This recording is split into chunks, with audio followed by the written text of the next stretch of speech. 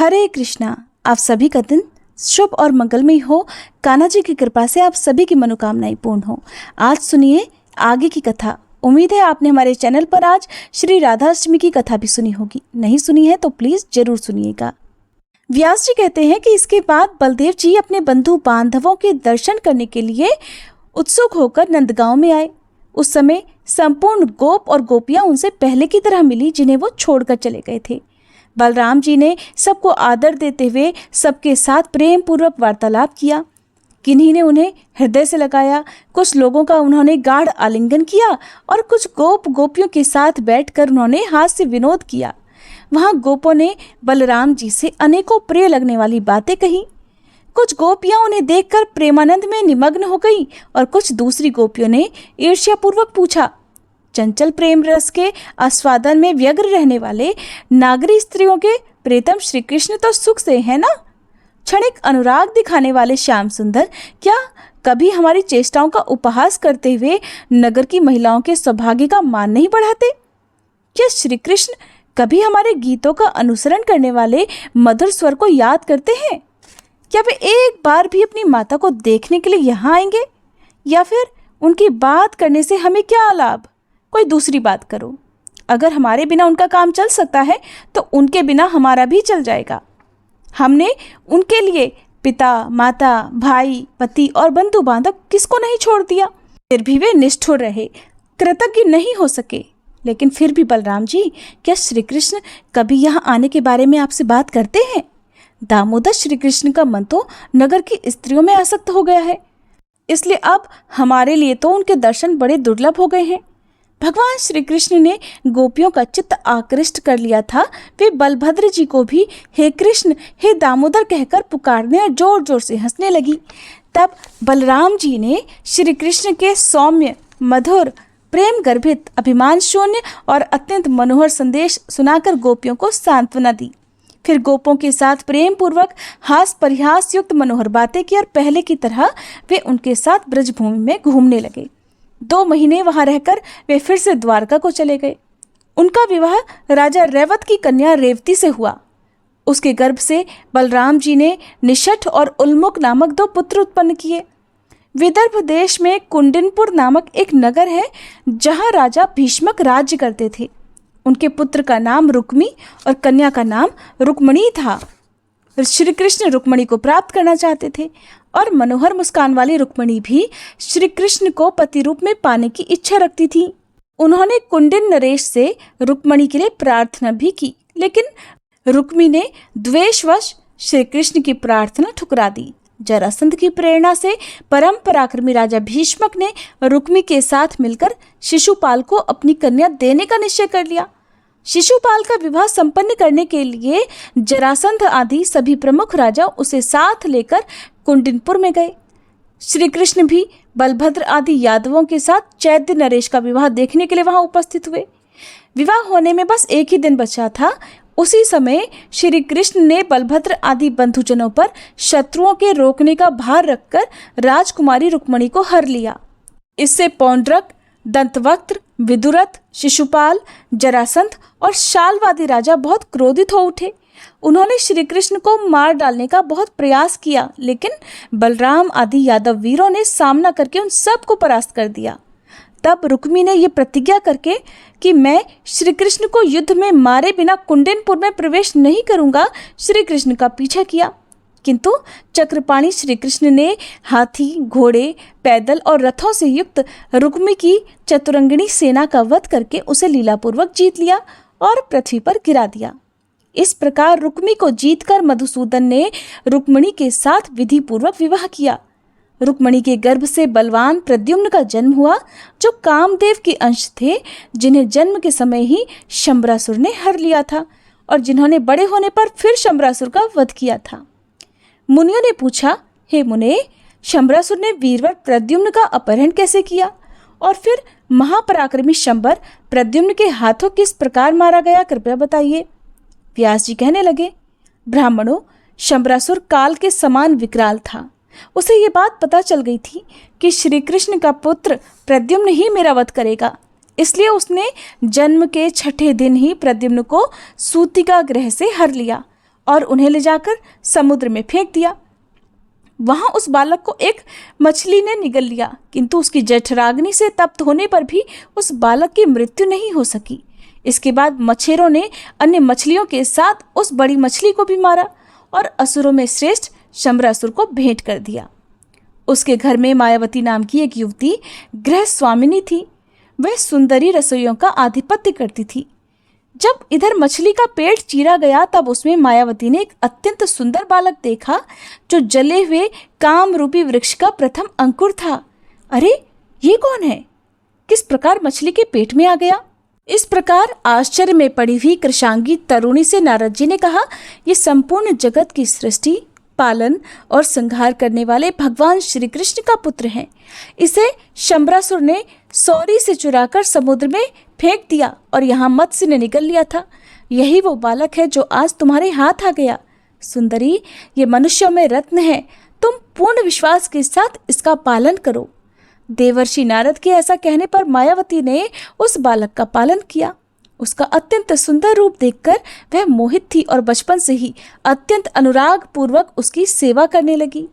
जिस समय वह बालक युवावस्था की संधि से सुशोभित हुआ, अर्थात युवा हुआ, उस समय वह गजगामिनी बाला प्रद्युम्न के प्रति कामनायुक्त भाव प्रकट करने लगी। मायावती ने महात्मा प्रद्युम्न को सारी माया सिखा दी। उसका मन बस उन्हीं में रमता था और उसके नेत्र सदा उन्हीं को निहारा करते थे। मायावती को अपने प्रति आसक्त होते देख एक दिन कमल नयन प्रद्युम्न ने कहा, तू मातृभाव का परित्याग करके ये विपरीत भावना क्यों करती है? मायावती कहने लगी, तुम मेरे नहीं भगवान श्री कृष्ण के पुत्र हो और तुम्हें काल रूपी शंबर ने चुराकर समुद्र में फेंक दिया था। तुम मुझे मछली के पेट से प्राप्त हुए हो। प्रिय, तुम्हारी पुत्र वत्सला माता आज भी तुम्हारे लिए रोती है। मायावती के ऐसा कहने पर महाबली प्रद्युम्न का मन क्रोध से व्याकुल हो उठा। उन्होंने शंबरासुर को युद्ध के लिए ललकारा और उसकी सारी दैत्य सेना का संहार करके सातों मायाओं को जीतकर उसके ऊपर 8वीं माया का प्रयोग किया। उस माया से प्रद्युम्न ने काल रूपी शंबर को मार डाला और आकाश मार्ग से उड़कर वे मायावती के साथ अपने पिता के नगर में आ गए। अंतःपुर में उतरने पर मायावती सहित प्रद्युम्न को देखकर श्री कृष्ण की रानियां प्रसन्न होकर अनेक प्रकार के संकल्प करने लगी। रुक्मणी की दृष्टि प्रद्युम्न की ओर से हटती ही नहीं थी। वे स्नेह में भरकर कहने लगी, ये अवश्य ही किसी बड़भागिनी का पुत्र है। अभी इसकी युवावस्था का आरंभ हो रहा है। अगर मेरा पुत्र प्रद्युम्न जीवित होता तो उसकी भी यही अवस्था होती। बेटा, तुमने अपने जन्म से किस सौभाग्यशालिनी जननी की शोभा बढ़ाई है, बताओ। या फिर तुम्हारे प्रति मेरे हृदय में जैसा स्नेह उमड़ रहा है, उसी के अनुसार मैं स्पष्ट रूप से कह सकती हूँ कि तुम श्री हरि के पुत्र हो। उसी समय श्री कृष्ण के साथ नारद जी वहां आ गए। उन्होंने अंतःपुर में रहने वाली रुक्मणी देवी से प्रसन्नतापूर्वक कहा, सुभ्रू, ये तुम्हारा पुत्र प्रद्युम्न ही है। इस समय शंबरासुर को मारकर ये यहाँ आया है। कुछ वर्ष पहले शंबरासुर ने ही तुम्हारे पुत्र को सूतिका ग्रह से हर लिया था। ये तुम्हारे पुत्र की सती पत्नी मायावती है। ये शंबरासुर की पत्नी नहीं है। इसका कारण सुनो। जब शंकर जी के कोप से कामदेव का नाश हो गया, तब उनके पुनर्जन्म की प्रतीक्षा करती हुई रति ने अपने मायामय रूप से शंबरासुर को मोहित कर दिया। देवी, तुम्हारे पुत्र रूप में ये कामदेव ही अवतरित हुए हैं और ये उन्हीं की पत्नी रति है। कल्याणी, ये तुम्हारी पुत्र वधू है। इसमें किसी प्रकार की विपरीत शंका मत करना। ये सुनकर रुक्मणी और श्री कृष्ण को बड़ा हर्ष हुआ। समस्त द्वारकापुरी धन्य धन्य कहने लगी। चिरकाल से खोए हुए पुत्र के साथ माता रुक्मणी का मिलन देखकर द्वारकापुरी के सभी लोगों को बड़ा आश्चर्य हुआ। व्यास जी कहते हैं, रुक्मणी ने प्रद्युम्न के अलावा चारुदेशन, सुदेशन, चारुदेह, सुषेण, चारुगुप्त, भद्रचारु, चारुविंद, सुचारु और बलवानों में श्रेष्ठ चारु नामक पुत्र तथा चारुमती नाम की कन्या को जन्म दिया। रुक्मणी के अलावा श्री कृष्ण की 7 पटरानियां और थीं। उनके नाम ये हैं, कालिंदी, मित्रविंदा, राजा नग्नजीत की पुत्री सत्या, जामवान की कन्या इच्छानुसार रूप धारण करने वाली रोहिणी देवी अर्थात जामवंती, अपने शील से विभूषित मद्र राजकुमारी भद्रा, सत्राजीत की पुत्री सत्यभामा तथा मनोहर मुस्कान वाली लक्ष्मणा। इनके सिवा श्री कृष्ण की 16,000 पत्नियां और थीं। महापराक्रमी प्रद्युम्न ने रुक्मी की सुंदरी कन्या को और उस कन्या ने भी श्री हरि के पुत्र प्रद्युम्न को स्वयंवर में ग्रहण किया।